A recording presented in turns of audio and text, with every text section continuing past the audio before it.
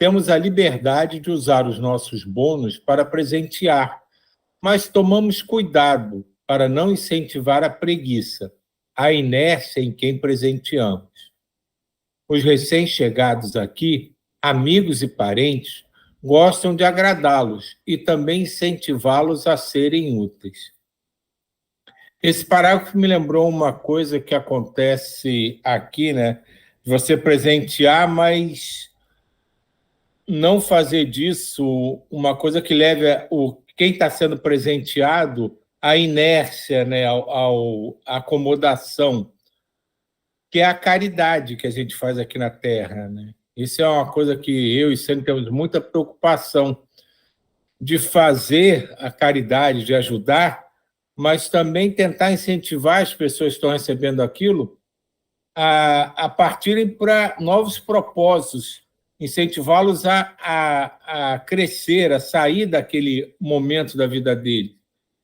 Porque eu conheço muitos trabalhos que criaram, né, nos assistidos uma dependência, que eles se acomodaram, então eles não têm a menor intenção de mudar de vida, porque eles recebem tudo que eles precisam de mão beijada. E isso é um grande problema. A gente tem agora, recentemente, vou contar um caso rápido, de uma moradora de rua que a gente acompanha, que ela é filha já de uma moradora de rua, já tem seus filhos, e ela conseguiu uma casa, alguém conseguiu uma casa para ela. Se fez um mutirão para dar as coisas que precisava imediatas para montar a casa, tudo, e não deu nem um mês. Ela está de volta na rua. Por quê?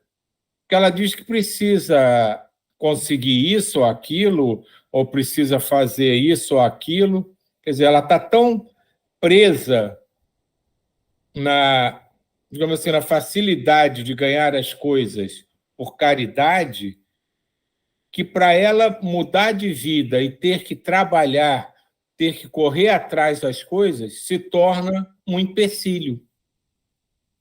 Então, ela diz que ela fica um dia na casa, fica 2 na rua, então ela está de volta na rua, porque para mudar ela precisa se transformar, ela precisa querer fazer isso. E a gente já viu que ela não quer, porque quando ela está na rua, ela recebe tudo que ela precisa sem qualquer esforço. Diga, Jay. Modelo clássico de quê? Profissional da mendigância, que está cheio. Isso é um fato. Você falou uma palavra mágica. A mãe dela, a família dela, não me lembro mais, já era assim. Então, ela já aprendeu isso e para ela passa a ser um trabalho. A visão dela é isso, ela é profissional de mendigância. E aqui na minha região está cheio.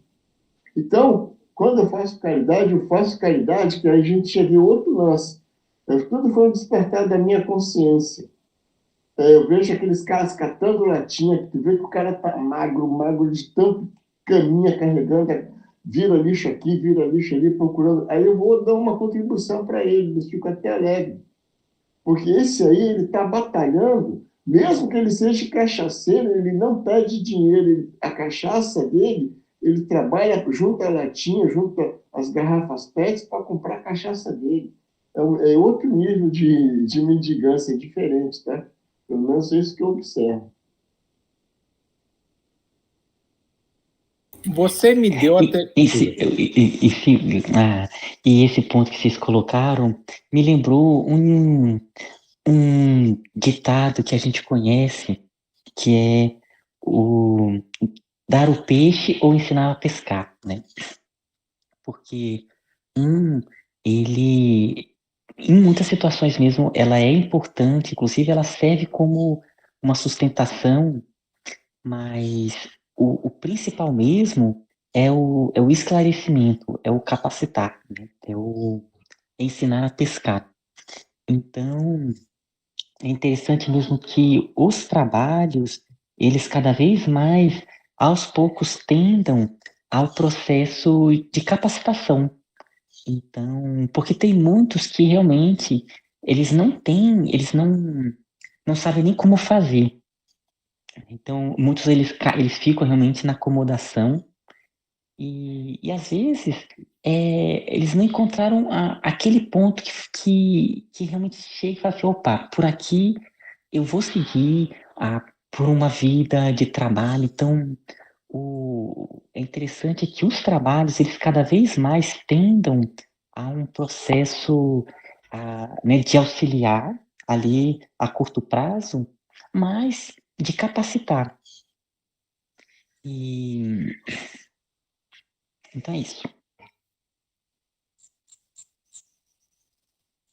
Eu só queria complementar isso que o Ismael estava falando sobre a capacitação, porque eu penso assim que essa capacitação, ela não é só uma capacitação técnica, né?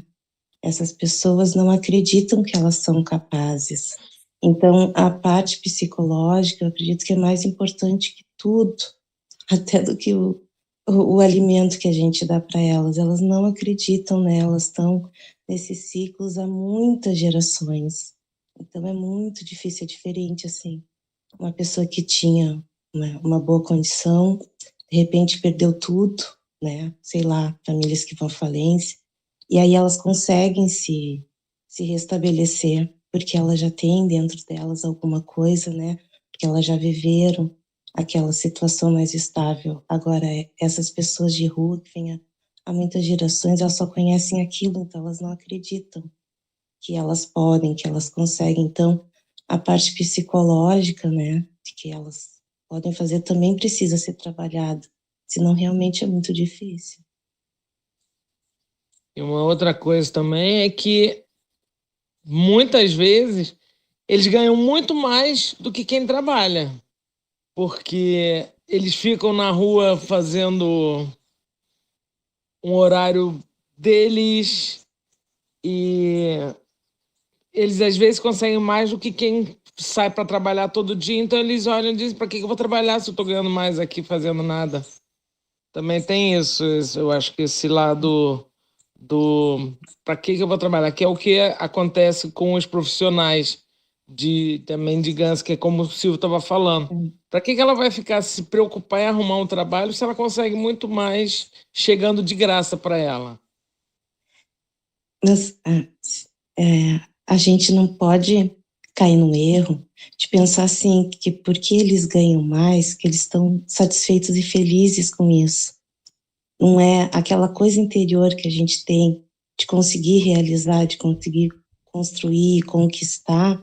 Eles nunca tiveram isso na vida, entendeu? E isso é uma coisa muito importante para o nosso interior. Então, eu não sou profissional, né? Não sou psicóloga, sou agrônoma. Mas eu penso assim que se eles, em algum momento, conseguirem entender ou conseguirem viver isso da conquista por si só, em vez... Porque, sabe, a gente de fora, a gente pensa assim, eles têm o dinheiro ali para comprar o seu pão, né? Consegue de graça o seu alimento, o seu vestuário, então tá tudo bem com eles são felizes. Não, para o nosso ser interior, para o nosso espírito, a gente não é feliz, a gente não fica satisfeito de estar mendigando, né? De não ter amor próprio nenhum. Isso não é alegria. Eles podem estar acomodados naquela situação, mas é que eles estão bem e felizes? Não. E aí é porque eles não têm aquele start que a gente precisa ter, né? Para construir alguma coisa. Então, às vezes a gente olha, estão bem, estão acomodados ali. Não tá, eles não deve ser nada bom tu ter que pedir, né? Tu ter que estar sempre inferior aos outros. Não, eu não estava falando em relação à felicidade, eu estava falando em relação à acomodação. Porque, de repente, é exatamente o que você falou, eles estão tão acostumados a estar sentado ali e as coisas chegarem, que eles não conseguem pensar que existe um outro lado, que é o de você batalhar, é o prazer de você chegar no final do mês e, pô, recebi meu primeiro salário. Olha só, eu posso comprar um pão, mas com o meu dinheiro, o meu esforço. Então, eles não sabem o que é isso. Então, o que eles pensam é a praticidade. Ué, mas para que eu vou trabalhar se eu estou aqui eu ganho? É isso que eu estou falando. Eu não estou falando que Eu estou de acordo contigo, eu só estou lembrando que às vezes para eles é muito mais difícil porque a gente tem isso, tem que estudar, tem que passar no final do ano, tem que trabalhar, tem que ganhar dinheiro, quero viajar, eu tenho que correr atrás, e eles não sabem o que é isso, então é muito mais difícil para eles. E é cômodo, realmente, eu estou sentado, então o dinheiro chega a mim, por quê? Eles não entendem por que eu vou fazer isso. Essa satisfação porra, vou chegar num lugar porque, através do meu próprio sacrifício. É isso que eles não entendem. Eu não estava dizendo que eles são felizes assim. Eu acho que eles são extremamente infelizes, mas eles não sabem nem que o prazer de você batalhar e conseguir alguma coisa, até para ajudar uma outra pessoa, o prazer de você sente quando você consegue dar a mão para alguém que caiu no chão e, porra, eu consegui ajudar essa pessoa a levantar, eles não entendem isso, porque eles nunca puderam ter essa oportunidade. Era a isso que eu estava me referindo. De repente eu me expliquei mal, perdão. Diva. Gente, assim, eu fiz um pouco de tempo esses trabalhos também e tudo, e eu acho assim, que cada caso é um caso, né? Cada pessoa vive a sua experiência lá e tudo. E eu vivi situações assim, teve um senhor, que era vários moradores de rua. Uma vez eu fui falar para ele, e eu estava conversando, ele era pequenininho, eu sou mais alta, ele pequititinho, São Antoninho. E eu olhando assim, né, a rua, e aqueles moradores de rua, aquela situação que para mim deplorável, triste e tal, isso e aquilo. E aí eu comecei a conversar com ele, ele olhou assim para mim, ele pequenininho, olhava para mim assim do alto, e eu falando, e ele olhando, e aí ele falou assim, por que você está falando que aqui é ruim? Aí quando ele falou isso, eu tive uma sensação assim que eu não sei explicar o que é, mas aí eu me senti menor que ele, né? Aí ele me puxou, e a gente estava num local que era mais coberto, e depois ele me mostrou o céu cheio de estrelas, que era a noite que a gente... Olha aqui, eu tenho isso, eu tenho o céu estrelado, eu tenho não sei o quê. Aqui há muitos lugares piores na vida para se viver. Aí, isso. Teve outros que foram para casa também e voltaram, virou e falou assim, para que eu quero ficar lá? Eu vou mudar um canal, tem 10 para reclamar que meu canal, que não sei o que e tal, assim, aqui eu tô livre. Outros, então, cada caso mas ninguém tá ali, eu não consigo, eu confesso a vocês, assim, que eu não consigo mais julgar eles.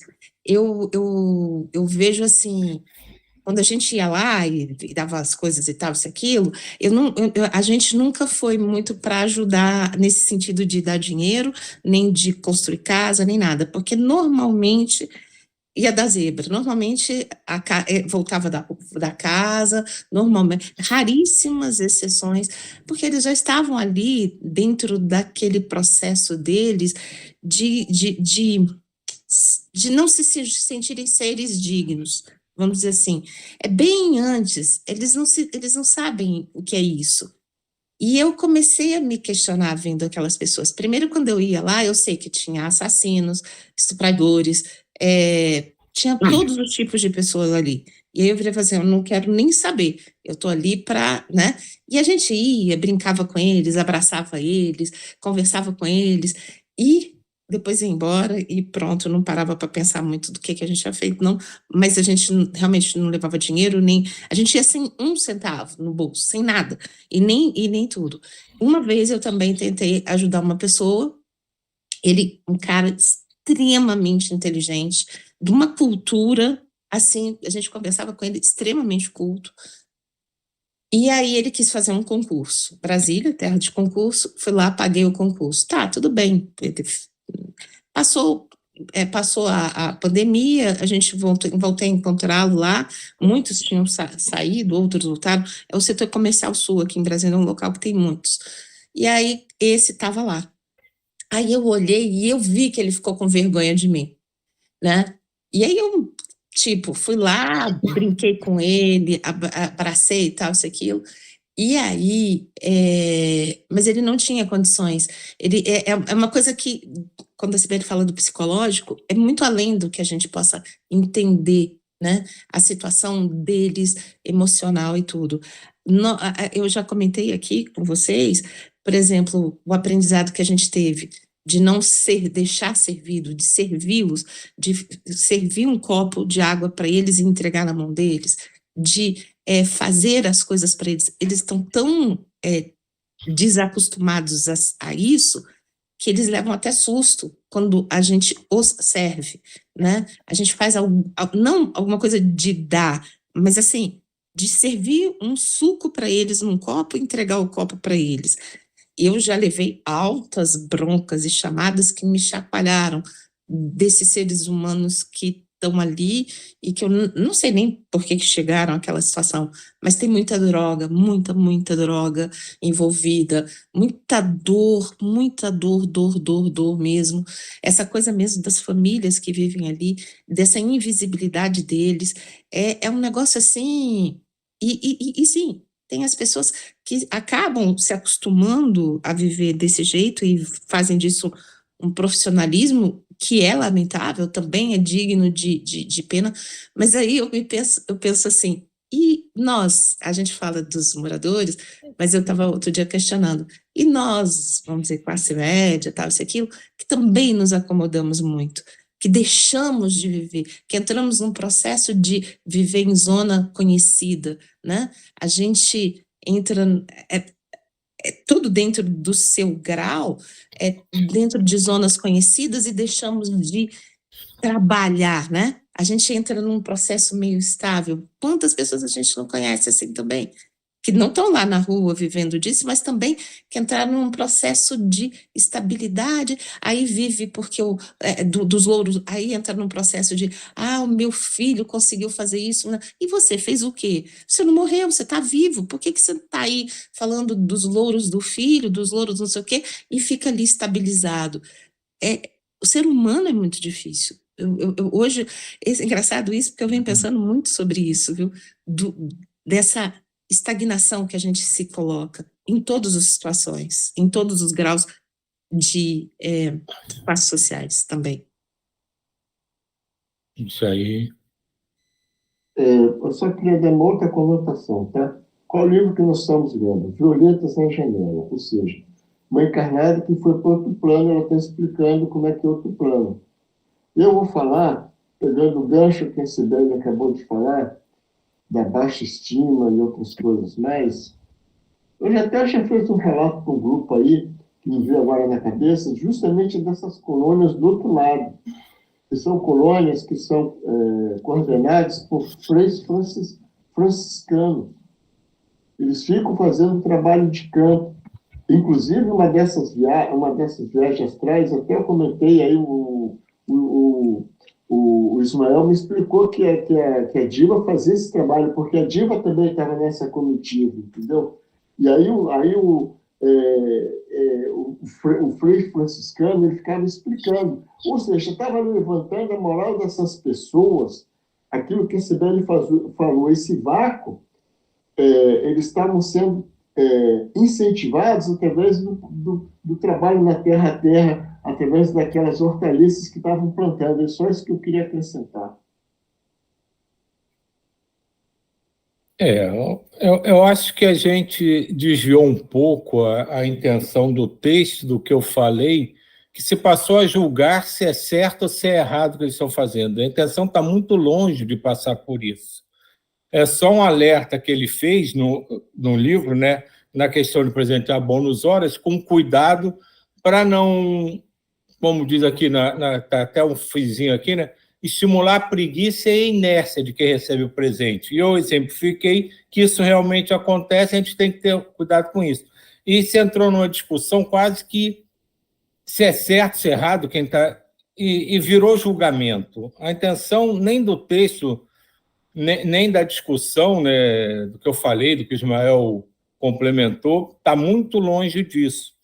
E assim, e passa até pela coisa da felicidade ou infelicidade, não cabe a gente julgar nem imaginar, porque ela é muito relativa. Eu posso ficar feliz com uma coisa que qualquer um aqui odeie.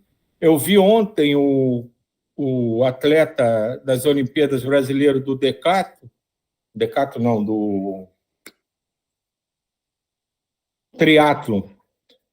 que tirou a melhor colocação da história do Brasil. E o cara na entrevista disse, não, isso aqui foi uma porcaria, que não valeu de nada, que eu não ganhei medalha, que é um lixo.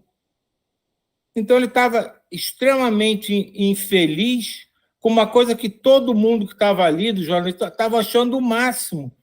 E ele jogou um balde de água fria todo mundo, para ele tinha sido um lixo, uma porcaria.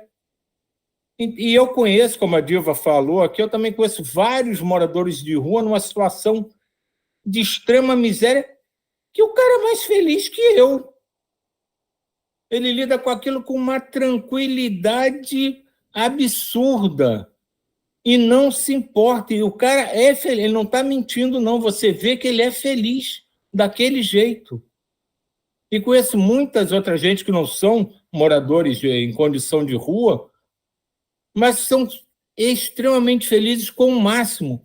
E conheço pessoas super infelizes que têm tudo. Então, isso é muito, muito relativo. Diga, Ana. Eu também gosto de refletir do ponto de vista da gente, né? Eu, lendo ali, me coloquei no lugar de mãe, por exemplo, e como educador também, né? Como é difícil a gente controlar o nosso ímpeto de deixar a pessoa fazer o que ela é capaz de fazer, né? Por exemplo, com as crianças. A gente tem consciência de que a gente deve deixar fazer tudo o que é capaz de fazer, né? Mas o tanto que a gente tem cuidado, que a gente não deixa, que a gente, até por proteção, né? Que eu também olho de longe essa questão dos moradores de rua e acho que é isso também, né? Que a gente quer proteger, quer fazer, e acaba tirando força da pessoa, né? Acaba tirando a capacidade dela de fazer. E na educação também, até quando a gente vai ensinar, você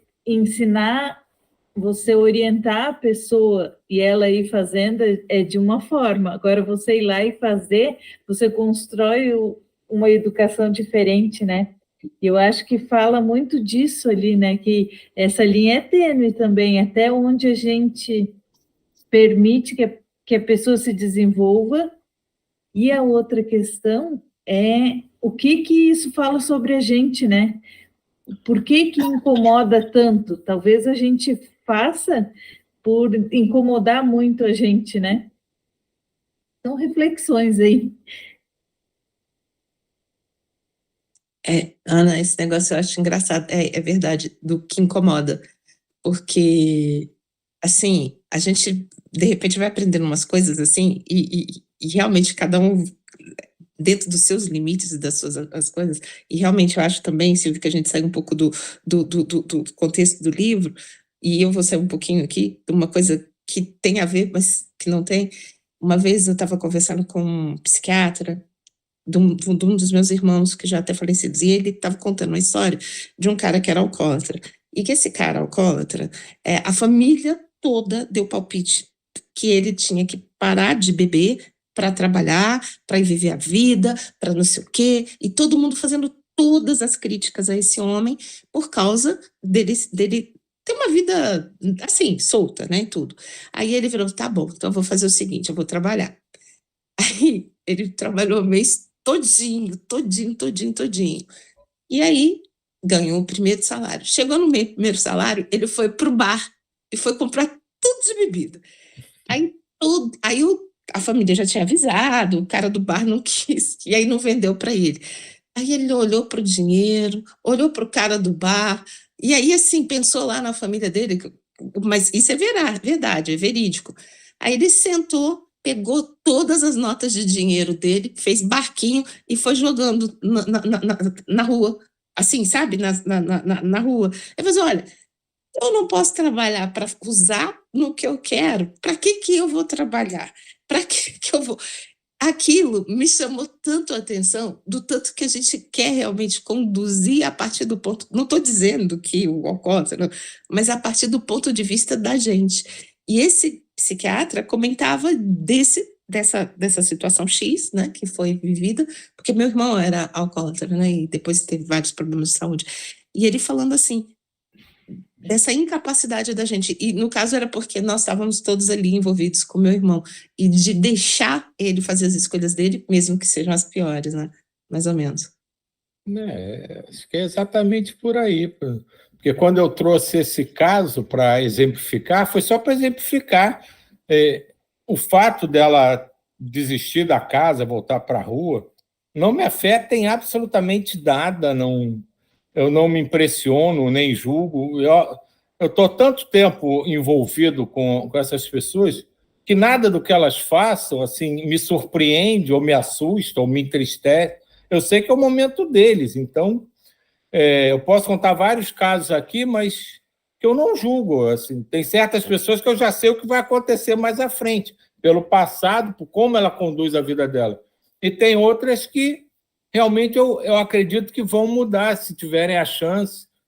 Mas, sim, eles têm um espaço deles, como a Diva estava contando aqui, não cabe a gente decidir o que é melhor para eles.